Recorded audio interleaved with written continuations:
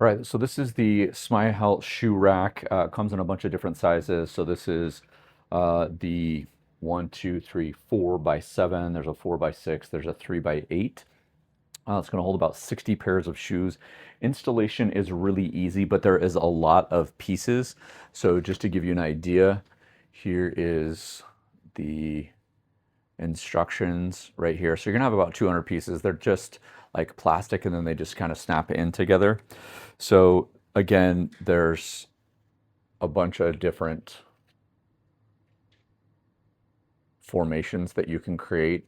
And so depending on the type of your shoes, and the reason I brought out a bunch of different shoes, I brought out some heels, I brought out some wedges, I brought out slippers, some athletic shoes, some high tops, and some boots.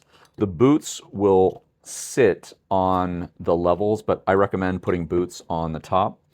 One of the things that's nice too is if you have a heel, the heel can just fall down into that next row and just sit right here, so they don't have to sit flat like this. And then again, you're looking about 2, depending on the shoes, right? These are kind of some classic Converse. You could probably double stack these if you had a different color here. Obviously the wedges you wouldn't be able to stack. We've got the slippers over here. And then the high tops, depending on how high they are, right? These I can actually probably push down.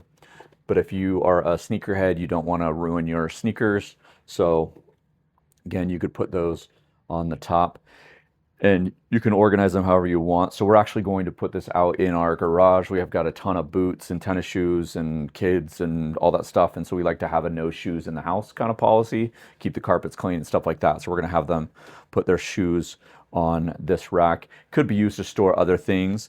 Again, this is a metal. The pieces that connect here are a plastic, hard corrugated plastic, and they have a bunch of different sizes. So install time is probably gonna take you maybe 20 minutes.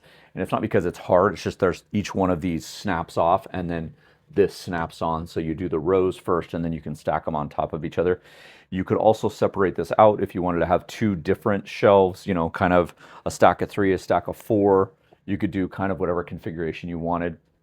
As I showed you, you have all of these pieces here that you can go through. So thank you so much for watching. Appreciate you.